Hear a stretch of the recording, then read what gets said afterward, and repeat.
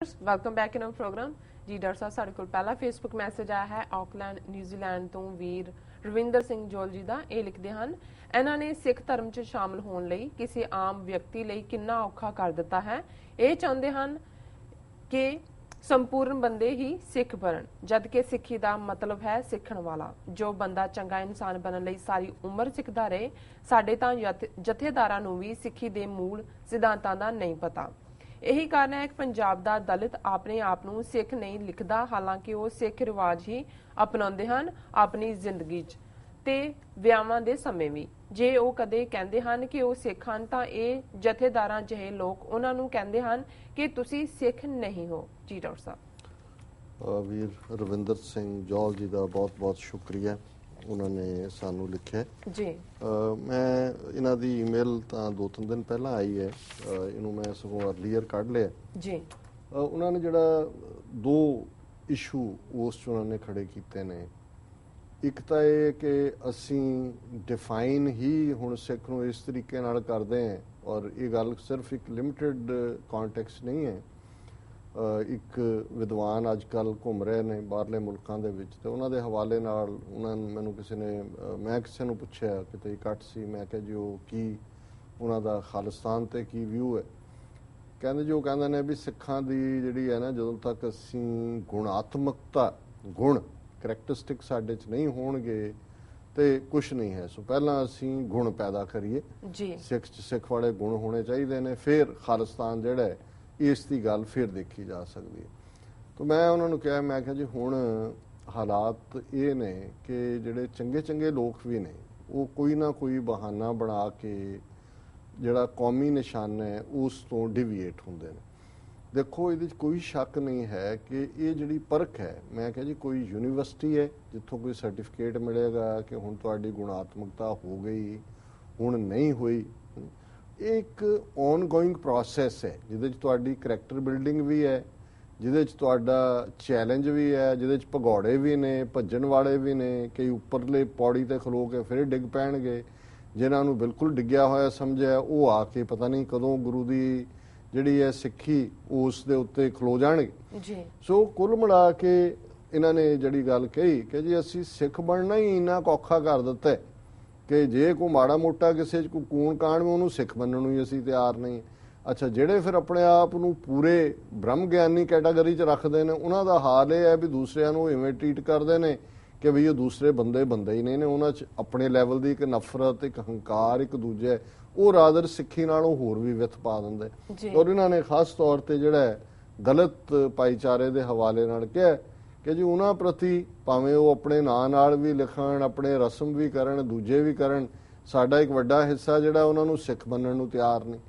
ਔਰ ਇਹ ਜਿਹੜੀ ਪੀੜ ਹੈ, ਮੈਂ ਸਮਝਦਾ ਵੀ ਇਹ ਸਿਰਫ ਸ਼ਿਕਾਇਤ ਨਹੀਂ, ਔਰ ਅਕਸਰ ਕਿਉਂਕਿ ਮੈਂ ਤਾਂ ਜਦੋਂ ਵੀ ਮੇਰਾ ਇਸ ਕਿਸਮ ਦੇ ਮਾਹੌਲ ਦੇ ਨਾਲ ਥੋੜਾ ਬਹੁਤ ਵੀ ਵਾਸਤਾ ਰਿਹਾ ਪਾਸ ਦੇ ਵਿੱਚ ਜਾਂ ਹੁੰਦਾ ਤਾਂ ਮੈਂ ਦੇਖ ਸਕਦਾ ਹਾਂ ਵੀ ਉਹਨਾਂ ਵਿਚਲੇ ਜੈਨੂਨ ਜਿਹੜੇ ਨੇ ਲੋਕ ਉਹ ਕਿਵੇਂ ਮਹਿਸੂਸ ਕਰਦੇ ਨੇ। ਹਾਲਾਂਕਿ ਇਹ ਨਹੀਂ ਹੈ ਕਿ ਉਹਨਾਂ ਨੇ ਕੋਈ ਸਿੱਖੀ ਨੂੰ ਪਰ ਇਸ ਬਹਾਨੇ ਦੇ ਨਾਲ ਜਿਹੜੀਆਂ ਏਜੰਸੀਆਂ ਦੁਸ਼ਮਣ ਦੇ ਬੰਦੇ ਇਹਨਾਂ ਦੇ ਵਿੱਚ ਵੜੇ ਨੇ, ਜਿਸ ਤਰੀਕੇ ਨਾਲ ਰਾਪੁਰ ਬੱਲਾਂ ਵਾਲਾ ਸਾਰਾ ਐਪੀਸੋਡ ਖੜਾ ਕੀਤਾ ਗਿਆ, ਗੁਰੂ ਗ੍ਰੰਥ ਸਾਹਿਬ ਦੇ ਬਰਾਬਰ ਅੰਮ੍ਰਿਤਵਾਣੀ ਲਿਆ ਕੇ ਰੱਖ ਦਿੱਤਾ ਹੈ, ਲੇਕਿਨ ਇਹਦੇ ਬਾਵਜੂਦ ਪੰਜਾਬ ਦੇ 95% ਤੋਂ ਜ਼ਿਆਦਾ ਜਿਹੜਾ ਭਾਈਚਾਰਾ, ਦਲਿਤ ਭਾਈਚਾਰਾ, ਉਹਨਾਂ ਨੇ ਗੁਰੂ ਗ੍ਰੰਥ ਸਾਹਿਬ ਵੱਲ ਪਿੱਠ ਨਹੀਂ ਕੀਤੀ। ਸੋ ਮੈਂ ਸਮਝਦਾ ਵੀ ਇਹ ਇੱਕ ਜ਼ਰੂਰੀ ਪਾਰਟ ਹੈ ਕਿ ਅਸੀਂ ਕੌਣ ਪੁੱਗਿਆ, ਕੌਣ ਨੇੜੇ, ਇਹ ਸਤਿਗੁਰੂ ਜਾਣਦੇ ਨੇ। ਔਰ ਜਦੋਂ ਅਸੀਂ ਆਬਾਦੀ ਦੇ ਹਵਾਲੇ ਨਾਲ ਗੱਲ ਕਰਦੇ ਹਾਂ, ਔਰ ਮੈਂ ਦੇਖ ਰਿਹਾ ਸੀ ਕਿਉਂਕਿ ਸੈਂਸਸ ਦੇ ਹਵਾਲੇ ਨਾਲ ਬਹੁਤ ਸਾਰਿਆਂ ਨੇ ਸਾਨੂੰ ਕਿਹਾ ਕਿ ਜੀ ਹੋਰ ਵੀ ਡਿਸਕਸ ਕਰੋ, ਪਰ ਮੈਂ ਉਸ ਨੂੰ ਵਕਤ ਨਹੀਂ ਮਿਲਿਆ ਕਿ ਮੇਰੇ ਕੋਲ ਫਿਗਰਸ ਆਈਆਂ 1881 ਚ ਪਹਿਲੀ ਵਾਰੀ ਮਰਦਮਸ਼ੁਮਾਰੀ ਹੋਈ ਪੰਜਾਬ ਭਾਰਤ ਦੇ ਵਿੱਚ। ਉਸ ਤੋਂ ਬਾਅਦ ਜਿਹੜਾ ਸਿੱਖਾਂ ਦਾ ਗਰੋਥ ਰੇਟ ਹੈ, ਹੁਣ ਕਿਉਂਕਿ ਚਰਚਾ ਹੋਈ ਕਿ 2011 ਦੀ ਮਰਦਮਸ਼ੁਮਾਰੀ ਚ 8.5 ਕੇ ਕਿੰਨੇ % ਰਹਿ ਗਿਆ, ਜਿਹੜਾ ਕਿ 20 ਸਾਲ ਦੇ ਵਿੱਚ 23-24% ਤੋਂ ਘਟ ਕੇ ਥੱਲੇ ਆਇਆ। ਤਾਂ ਮੈਂ ਦੇਖ ਰਿਹਾ ਸੀ ਕਿ ਜਦੋਂ ਸਿੱਖੀ ਦੇ ਵਿੱਚ ਉਤਸ਼ਾਹ ਹੁੰਦਾ ਹੈ, ਸਿੱਖੀ ਦਾ ਪ੍ਰਚਾਰ ਹੁੰਦਾ ਰਿਹਾ ਤੇ ਸਾਡਾ ਗਰੋਥ ਰੇਟ ਬੜੀ ਤੇਜ਼ੀ ਦੇ ਨਾਲ ਵਧਦਾ ਰਿਹਾ। ਠੀਕ ਹੈ, ਵਿਚਕਾਰ 47 ਦਾ ਦੌਰ ਹੈ, ਕਤਲੇਆਮ ਹੋਇਆ, ਜੇ 1-2 ਲੱਖ ਸਿੱਖ ਮਾਰੇ ਗਏ, ਉਹ ਕੁਦਰਤੀ ਹੈ ਕਿ ਉਸ ਤੋਂ ਬਾਅਦ ਗਰੋਥ ਰੇਟ 'ਚ ਕਮੀ ਆਈ, ਜਾਂ 1900 81 ਤੋਂ ਬਾਅਦ 1991 ਦੇ ਦੌਰ 'ਚ। ਪਰ ਹੈਰਾਨੀ ਮੈਨੂੰ ਇਸ ਗੱਲ ਦੀ ਹੋਈ ਕਿ ਈਵਨ 1991 ਦੇ ਦੌਰ 'ਚ ਵੀ ਜਦੋਂ ਨਸਲਕੁਸ਼ੀ ਵੀ ਹੋਈ, ਇਹਦੇ ਬਾਵਜੂਦ ਗਰੋਥ ਰੇਟ ਕਾਇਮ ਸੀ, ਕਿਉਂਕਿ ਇੱਕ ਉਤਸ਼ਾਹ ਵੀ ਕਿਸੇ ਨਾ ਕਿਤੇ ਟੂ ਫਾਈਟ ਬੈਕ ਰਿਹਾ। ਔਰ ਇਸ ਫਿਗਰਸ ਨੂੰ, ਕਿਉਂਕਿ ਇਹਦੇ ਹਵਾਲੇ ਨਾਲ ਹੀ ਇਹ ਗੱਲ ਹੁੰਦੀ ਹੈ ਕਿ 1891 ਦੇ ਵਿੱਚ ਜਦੋਂ ਦੂਜੀ ਸੈਂਸਸ ਹੋਈ 1881 ਤੋਂ ਬਾਅਦ, ਤੇ ਸਿੱਖਾਂ ਦਾ ਜਿਹੜੀ ਗਰੋਥ ਰੇਟ ਸੀ ਸਿਰਫ 2.9% ਸੀ। ਔਰ ਅੰਦਾਜ਼ਾ ਲਾਓ ਸਿੱਖਾਂ ਦੀ ਆਬਾਦੀ ਕਿੰਨੀ ਸੀ 1891 ਚ, ਕਿੰਨੀ ਹੋਏਗੀ? ਜੀ ਬਹੁਤ ਘੱਟ, ਬਹੁਤ ਘੱਟ। ਇਹ ਜਦੋਂ ਅਸੀਂ ਦੇਖਦੇ ਹਾਂ ਕਿ 2 ਮਿਲੀਅਨ ਤੋਂ ਵੀ ਘੱਟ, 20 ਲੱਖ ਤੋਂ ਵੀ ਘੱਟ, 19 ਲੱਖ ਕੁਛ ਦੀ ਫਿਗਰ ਸੀ। ਸੋ ਜਦੋਂ ਫਿਰ ਉਸ ਤੋਂ ਬਾਅਦ 1901 ਦੇ ਵਿੱਚ ਸੈਂਸਸ ਹੋਈ ਤੇ ਜਿਹੜਾ ਗਰੋਥ ਰੇਟ ਹੈ 15.1% ਵੱਧ ਗਿਆ, ਕਿਉਂਕਿ ਸਿੰਘ ਸਭਾ ਮੂਵਮੈਂਟ ਦਾ ਅਸਰ, ਐਜੂਕੇਸ਼ਨ, ਵਿਦਿਅਕ ਕਾਨਫਰੰਸ ਹੈ। ਉਸ ਤੋਂ ਅੱਗੋਂ ਜਦੋਂ ਅਸੀਂ ਦੇਖਦੇ ਹਾਂ 1911 ਤੱਕ ਪਹੁੰਚਦੇ ਹਾਂ, ਗਰੋਥ ਰੇਟ 37.3%।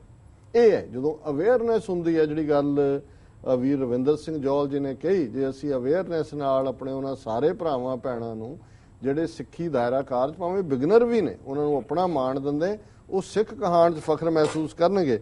ਫਿਰ ਅਸੀਂ ਦੇਖਦੇ ਹਾਂ ਕਿ 1921 ਚ ਜਿਹੜੀ ਹੈ 7.4% ਤੇ ਚਲੀ ਜਾਂਦੀ ਹੈ। ਉਹ ਪੀਰੀਅਡ ਹੈ ਸਿੱਖ ਬਾਹਰ ਆਏ, ਕੈਨੇਡਾ, ਅਮਰੀਕਾ, 7-8 ਹਜ਼ਾਰ, ਉਹ ਸਾਰੇ ਨੇ ਚੇਂਜ ਕੀਤਾ। 1931 ਚ ਪਹੁੰਚਦੇ ਆ, ਫਿਰ 33.3% ਜਿਹੜਾ ਗਰੋਥ ਰੇਟ ਹੈ। ਔਰ ਇਹ ਕੰਟੀਨਿਊਸ ਰਹਿੰਦਾ ਹੈ। ਔਰ ਪਿਛਲੀਆਂ 2 ਸੈਂਸਸਿਸ ਚ 2001 ਚ 11.8 ਤੇ ਚਲਾ ਗਿਆ, 2011 ਚ 8.4 ਤੇ ਚਲਾ ਗਿਆ। ਸੋ ਅਸੀਂ ਸਮਝਦੇ ਹਾਂ ਕਿ ਇਹਨਾਂ ਦੀ ਜਿਹੜੀ ਸਪਿਰਿਟ ਆਫ ਦਾ ਆਰਗੂਮੈਂਟ ਹੈ ਉਹ ਬੜੀ ਸਟਰੋਂਗ ਹੈ ਕਿ ਅਸੀਂ ਓਪਨ ਹੋਈਏ। ਬਹੁਤ ਆਦਰਸ਼ ਆਈਡੀਅਲਿਸਟ ਅਪਰੋਚ ਹਰ ਥਾਂ ਤੇ ਉਹ ਜਿਹੜੀ ਹੈ ਸਾਨੂੰ ਹਰ ਪਾਸਿਓਂ ਮਾਰਦੀ ਹੈ। ਸੋ ਇਹਨਾਂ ਦਾ ਬਹੁਤ ਬਹੁਤ ਸ਼ੁਕਰੀਆ, ਉਹਨਾਂ ਨੇ ਸਾਨੂੰ ਲਿਖਿਆ। ਜੀ ਡਾਕਟਰ ਸਾਹਿਬ, ਹੁਣ ਸਾਡੇ ਦਰਸ਼ਕਾਂ ਦੱਸੋ ਅੱਜ ਦਾ ਵਿਚਾਰ। ਇਤਿਹਾਸ ਔਰ ਦੂਸਰਾ ਗਾਇਬ। ਜੀ ਡਾਕਟਰ ਸਾਹਿਬ, ਨਹੀਂ, ਅਸੀਂ ਵਿਚਾਰ ਦੇ ਨਾਲ ਹੀ 2-3 ਮਿੰਟ ਚ ਕੰਪਲੀਟ ਕਰ ਦੇਣਾ। ਅੱਜ ਬਹੁਤਾ ਹੈ ਨਹੀਂ, ਅਜੇ 5 ਮਿੰਟ ਹੈਗੇ ਨੇ। ਜੀ 1604 ਚ ਆਦਬੀੜ ਦਾ ਪ੍ਰਕਾਸ਼, 1700 ਚ ਲੋਹਗੜ੍ਹ ਤੇ ਹਮਲਾ ਪਹਾੜੀ ਰਾਜਿਆਂ ਨੇ ਕੀਤਾ। ਭਾਈ ਬਚਿੱਤਰ ਸਿੰਘ ਨੇ ਨਾਗਣੀ ਨਾਲ ਹਾਥੀ ਨੂੰ ਭਜਾਇਆ। ਭਾਈ ਉਦੈ ਸਿੰਘ ਨੇ ਰਾਜਾ ਕੇਸਰੀ ਚੰਦ ਦਾ ਸਿਰ ਵੱਢਿਆ। 1839 ਚ ਮਹਾਰਾਜਾ ਖੜਕ ਸਿੰਘ ਮਹਾਰਾਜਾ ਬਣਿਆ ਰਣਜੀਤ ਸਿੰਘ ਤੋਂ ਬਾਅਦ। 1939 ਦੇ ਵਿੱਚ ਅੱਜ ਦੇ ਦਿਨ ਜਰਮਨ ਵੱਲੋਂ ਪੋਲੈਂਡ ਤੇ ਹਮਲਾ ਔਰ ਵਰਲਡ ਵਾਰ ਸੈਕੰਡ ਦੀ ਸ਼ੁਰੂਆਤ।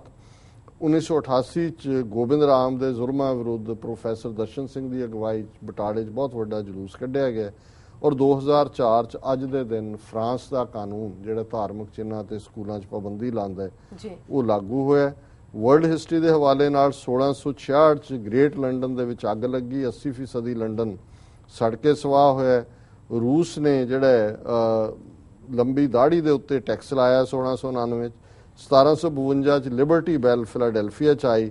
ਔਰ 1971 ਚ ਕਤਰ ਜਿਹੜਾ ਹੈ ਉਹਨੇ ਇੰਗਲੈਂਡ ਤੋਂ ਆਪਣੀ ਆਜ਼ਾਦੀ ਡਿਕਲੇਅਰ ਕੀਤੀ। ਔਰ ਅੱਜ ਦੇ ਵਿਚਾਰ ਲਈ ਸ਼ਲੋਕ ਸਹਿਸਕ੍ਰਿਤੀ ਮਹੱਲਾ 5ਵਾਂ, ਸ਼ਲੋਕ ਨੰਬਰ 18ਵਾਂ ਅਸੀਂ ਚੁਣਿਆ। ਬਰੀਫ ਸ਼ਲੋਕ ਹੈ ਜੀ।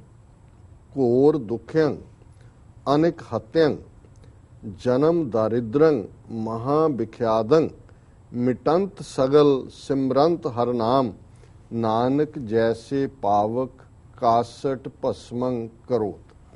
ਜੀ ਜਿਹੜਾ ਅਸੀਂ ਬਿਗਿਨਿੰਗ ਦੇ ਵਿੱਚ ਡਿਸਕਸ ਕਰਕੇ ਆਏ ਹਾਂ, ਬਾਣੀ ਦਾ, ਅਕਾਲ ਪੁਰਖ ਦਾ ਸਹਾਰਾ, ਰੱਬ ਦੇ ਉੱਤੇ ਭਰੋਸਾ, ਯਕੀਨ, ਕਿ ਜਿੰਨੇ ਮਰਜ਼ੀ ਅਸੀਂ ਘੋਰ ਦੁੱਖਾਂ 'ਚ ਹੋਈਏ, ਜਿੰਨਾ ਮਰਜ਼ੀ ਅਸੀਂ ਜਿਹੜਾ ਉਹ ਗੁਨਾਹਗਾਰ ਹੋਈਏ, ਜੁਰਮ ਕੀਤੇ ਹੋਣ, ਹਤਿਆਵਾਂ ਵੀ ਕੀਤੀਆਂ ਹੋਣ, ਜਨਮ ਦਾਰਿਦ੍ਰੰ, ਸਾਰਾ ਜੀਵਨ ਸਾਡਾ ਦਰਿਦਰ ਕਹਿੰਦੇ ਨੇ ਗਰੀਬੀ, ਪਾਵਰਟੀ ਦੇ ਵਿੱਚ ਹੋਏ, ਮਹਾ ਵਿਖਿਆਦੰ ਕਿ ਟੈਰੀਬਲ ਮਿਸਰੀ, ਕਿ ਇੰਨੀ ਦਰਦਨਾਕ ਤਕਲੀਫਾਂ 'ਚ ਜ਼ਿੰਦਗੀ ਗੁਜ਼ਰ ਰਹੀ ਹੋਏ, ਮਿਟੰਤ ਸਗਲ ਸਿਮਰਤ ਹਰ ਨਾਮ, ਕਿ ਇਹ ਸਾਰੇ ਦੁੱਖ, ਕਲੇਸ਼, ਗਰੀਬੀ, ਤਕਲੀਫ ਨਿਰੰਕਾਰ ਦੀ ਯਾਦ ਦੇ ਨਾਲ ਇਹ ਮਿਟ ਜਾਂਦੇ ਨੇ।